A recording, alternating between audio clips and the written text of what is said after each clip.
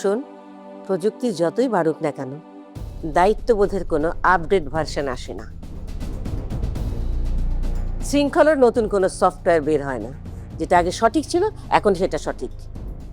তোমার দুঃখে আছি, তোমার ব্যর্থতায় আছি, তোমার অনেক অনেক কান্নায়ও আছি। আবার যেদিন বাবা ফিরে আসবে, তোমার খুশিতেও তোমার পাশেই থাকবো। আহ, আহ, মা মা বলে নিয়ম লাগে, তুমি বলো স্বাধীনতা লাগে। আমার কি মনে হয় জানো, দুইটাই লাগে।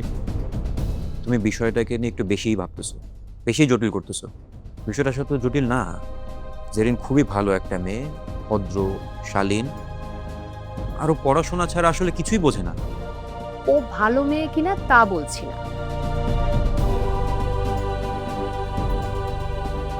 খালা, শোনো, আসলে রুশোর রাগটা তোমার ফ্রিদার জন্য না। হ্যাঁ, ও তো আসলে দেখেছে যে ফ্রিদা যে কষ্টটা করেছে, ও তো নিজের চোখে দেখেছে, তো বেশি আবেগী হয়ে গেছে। আমি বুঝি, কিন্তু বুঝলেই তো সিদ্ধান্ত নেওয়া যায় না বৃষ্টি। কিন্তু খালা, আমি একটা কথা বলি, মাঝে মধ্যে ঘরের দরজা খোলা রাখা কিন্তু ঝুঁকি না। হ্যাঁ, আমরা তো মানুষ, মানুষ হওয়ার প্রমাণ আছে। জেরিন কিন্তু খারাপ মেয়ে না, বুঝছো? ওর চোখের মধ্যে আমি যেন কেমন একটা ভয় দেখেছি। হয়তোবা ঘর হারানোর ভয়।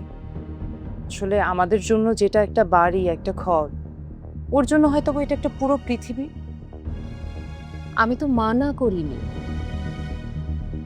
একটা সিদ্ধান্ত একটা সিদ্ধান্ত নিতে গেলে যে আমাকে সবার কথা ভাবতে হয়। তাহলে খালা, আশা কি আছে? আশা সবারই থাকে, কিন্তু একটা বাড়ি তো শুধু দেয়ালের মধ্যেই নেই।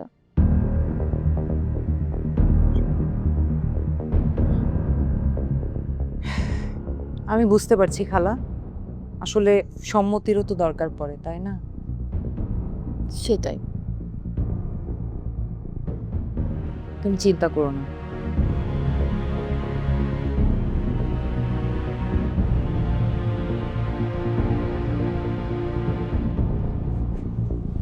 হ্যাঁ বাবা, কোথায়? বাসায় আছে বাবা। কবির আছে? হ্যাঁ আছে। কথা বলবে?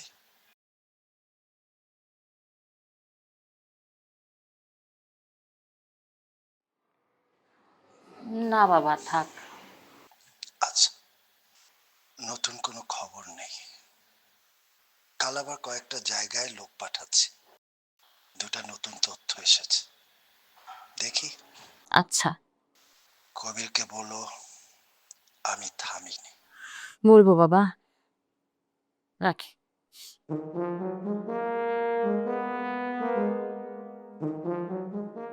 কোনো নিউজ পাচ্ছি না, কোনো আপডেট আছে? না, চেষ্টা করছে। বাবা বললো আমি থামিনি, চেষ্টা চালিয়ে যাচ্ছি। এই কথাগুলো না এখন মুখস্থ হয়ে গেছে। নতুন তথ্য এসেছে, নতুন সূত্র এসেছে, নতুন আশা আসছে, কিন্তু মানুষটা আসে। আমি না এই কথাগুলো শুনতে শুনতে এখন টায়ার্ড হয়ে যাচ্ছে। জানো, এখন যদি ফোনে রিং বাজে না, আমার কি মনে হয়? কি?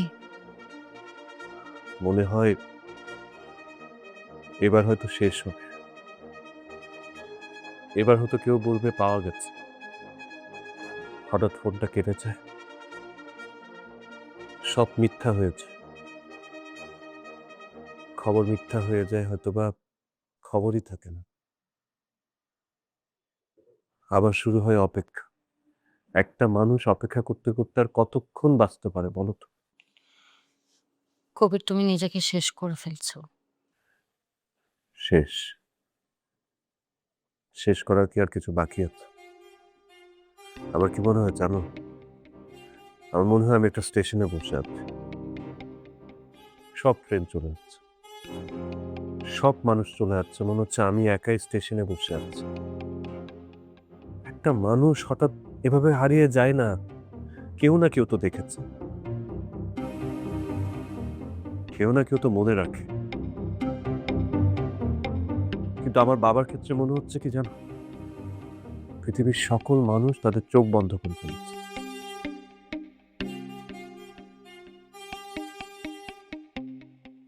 তুমি কি আমার বাবাকে দোষ দাও?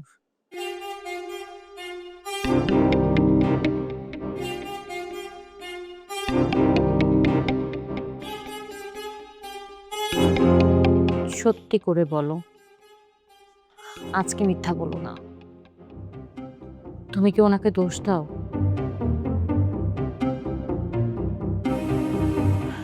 কারণ আমি দেই, প্রতিদিন তাকে দোষ দিই, আবার নিজেকে দোষ দিই।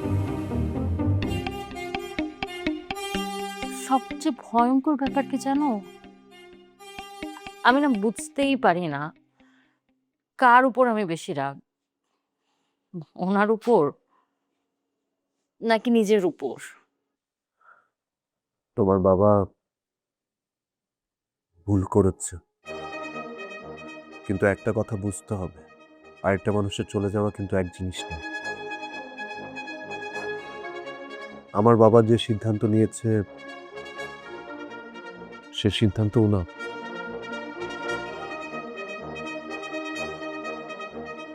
কিন্তু কারণ তো অনেক কারণ থাকে বাড়ি, কিন্তু একটা মানুষ যখন ভেঙে পড়ে তখন কারণ একটা থাকে না, অনেক কারণ চলে, বছরের পর বছর চলে, তারপর বিস্ফোরণ হয়। হয়তো তুমি আর আমি বিস্ফোরণটা দেখেছি। আগুন কতদিন ধরে জ্বলছিল সেটা আমরা টের পাইনি। আরেকটা কথা, বাণী ভালো করে শুনো, আমি আর যাই হোক তোমাকে দোষ দেব না। কিন্তু তুমি তো আমাকে এড়িয়ে গেছো, ফোন ধরনি, কথাও বলনি আমার সাথে। হ্যাঁ, তাহলে আমি কিভাবে বুঝবো?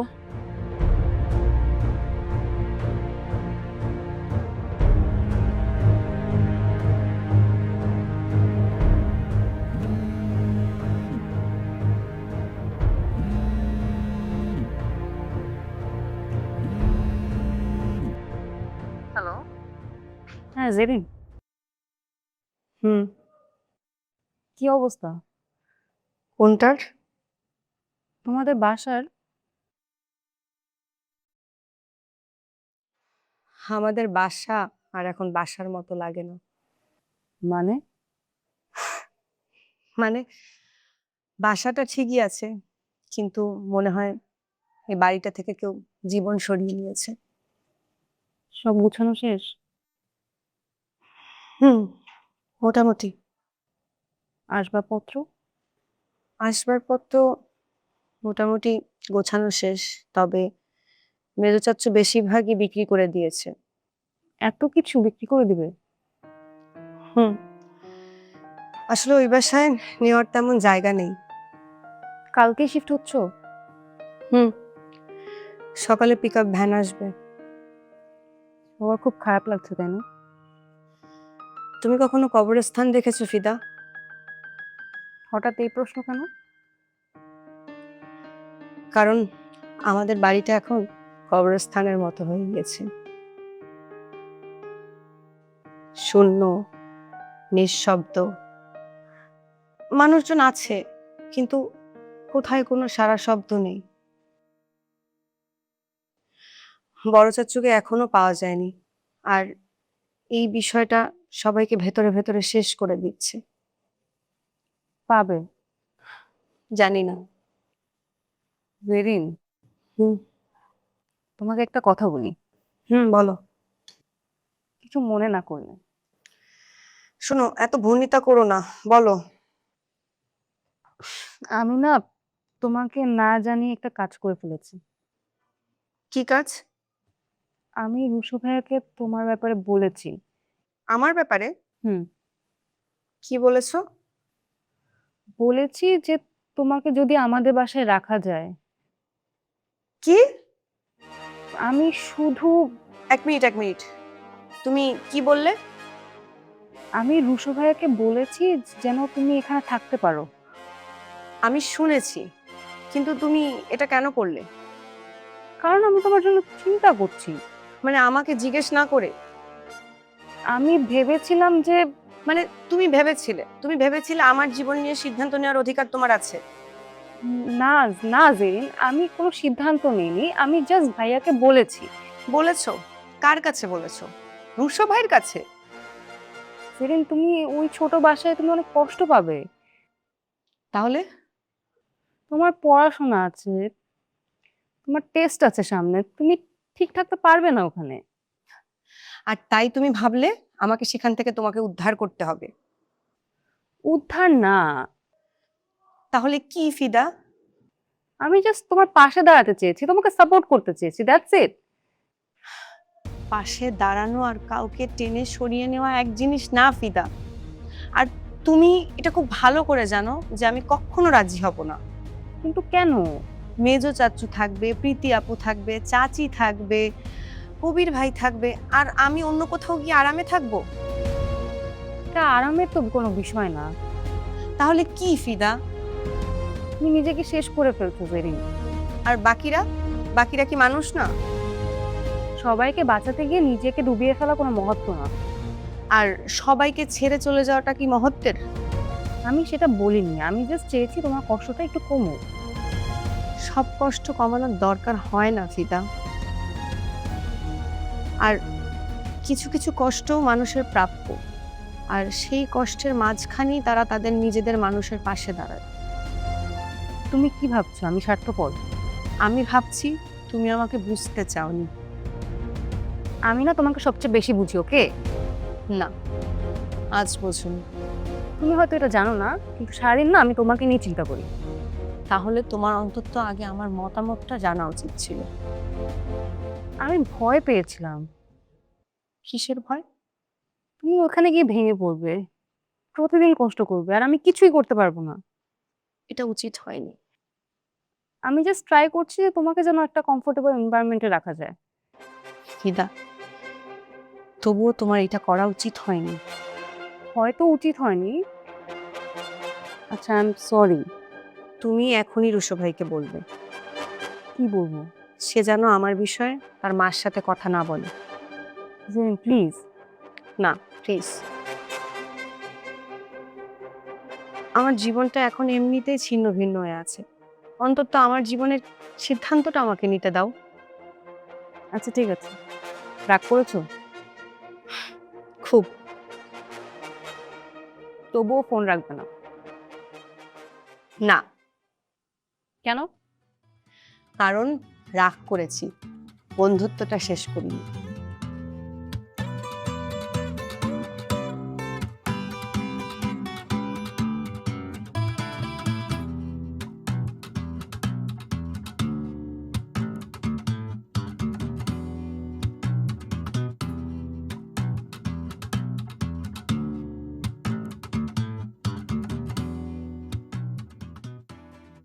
কারণ আমি মানুষ, আমি তো কোনো সুপার হিরো না।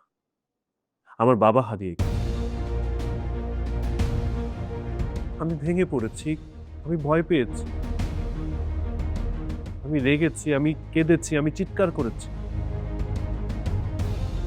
আমি একা থাকতে চেয়েছি। এর মধ্যে কোনোটা তোমার বিরুদ্ধে ছিল না, সবকিছু আমার বিরুদ্ধে ছিল। তুমি জানো সবচেয়ে ভয়ঙ্কর কি? আমি এখন আমি বাবার উপরও এখন রাগ করতে পারি। কারণ উনি অসুস্থ, কিন্তু ক্ষমাও করতে পারি। উনি আমাকে এভাবে রেখে গেছে, মাঝখানে আমি ঝুলে আছি ভালোবাসার অভিমানের মাঝখানে।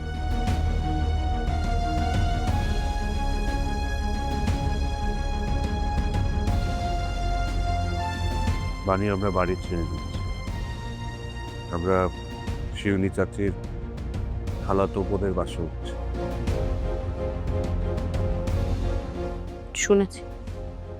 শুনতে সহজ লাগে না? কয়েকদিনের জন্য আত্মীয় স্বজনের বাসে থাকা, ব্যাস। কিন্তু একটা কথা বলো তো, 30 বছরের একটা বাড়িকে কি সুটকেসে ভরে নিয়ে যাওয়া যায়? আমার বাড়ির দেয়ালে স্কুলে পড়ার সময় একটা ক্রিকেট বলের দাগ আছে। বাবা খুব বকেছিল। বাড়ির এক কোণে মা গাছ লাগিয়েছিল। গাছটা এখন থাকবে। আমরা চলেছি, ডাইনিং টেবিল থাকবে, কিন্তু আমাদের আড্ডা থাকবে। জানো, ছোটবেলায় কি মনে হতো? তখন মনে হতো বাড়ি মানে হচ্ছে ইট বালি সিমেন্ট। এখন বুঝি বাড়ি মানে মানুষ। যখন মানুষগুলো ছড়িয়ে যায় না, বাড়িটাও মরে যায়। আমি না কখনো জীবনেও ভাবিনি যে এমন সময় আসবে যে আমার নিজের বাড়িতে ঢুকতে আমার পারমিশন না।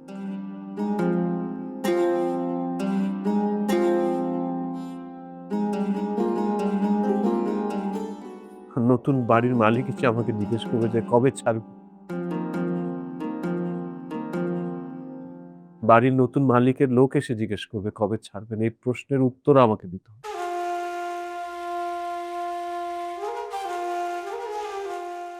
আমি খুবই সরি।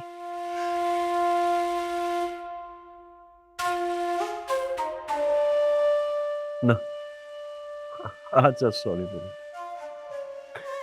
এই কয়েকদিনে যে কতবার তুমি সরি বলেছ,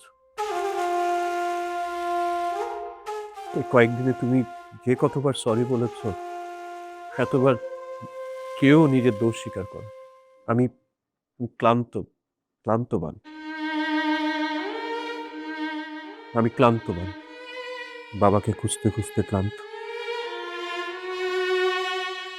মানুষের প্রশ্নের উত্তর দিতে দিতে ক্লান্ত, নিজেকে শক্ত রাখার অভিনয় করতে করতে ক্লান্ত। আর জানো, সবচেয়ে বেশি কিসে ক্লান্ত আমি? প্রতিদিন সবাইকে সাহস দিতে, যখন নিজের মধ্যেই সাহস নেই।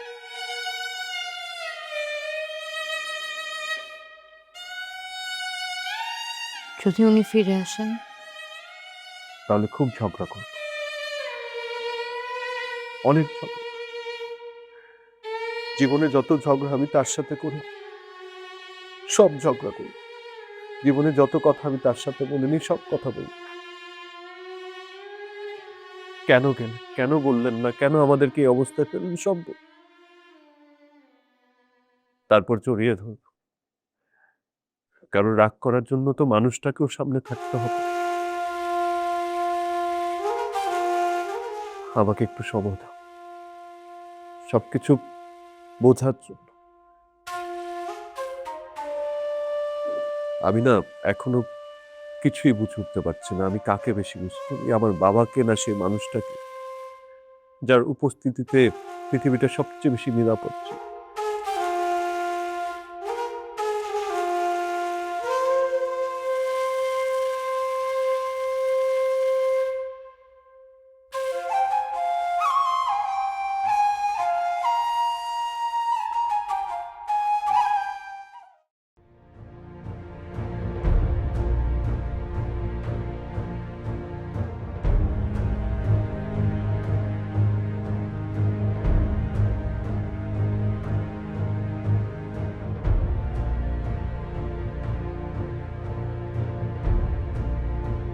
মিষ্টি, কি করছিস?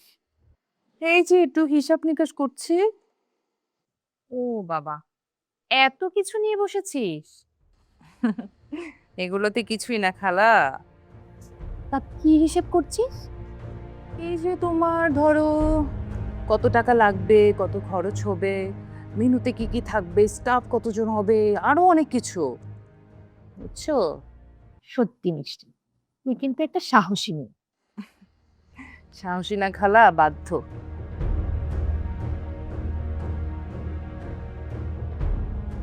মিষ্টি, আসিফের সাথে কি তোর কথা হয়? সবাই শুধু আমার ভালোর জন্যই কথা বলে, মা ভালোর জন্য, আসিফ ভালোর জন্য, পাড়া প্রতিবেশী ভালোর জন্য, আত্মীয় স্বজন ভালোর জন্য, কিন্তু আমি কি চাই সেটা কেউ শোনে না। তুমি এভাবে নিজেকে কোনো কিছুতে দোষ দিও না। কিন্তু আমি বলেছি, দেখো এটা আমাদের ব্যাড লাক। কারণ তুমি যে বাসা থেকে বের হচ্ছ, জেরিন ঠিক এই বাসার গেট দিয়েই বের হয় এবং এখানেই থাকে। Okay fine, I know her. পচি। Relax Sherlock. ও আমি বাড়াবাড়ি করছি? অন্যের বাসায় থেকে সারা দিন দরজা লাগিয়ে থাকবি, এটা বাড়াবাড়ি হলো না, তাই না? সবাই তো আর তোমার মতো না মা, সারাদিন শুধু কাজ কাজ আর কাজ। তাহলে কি করবি? সারা দিন কি মোবাইল টিপেই জীবন কাটাবি?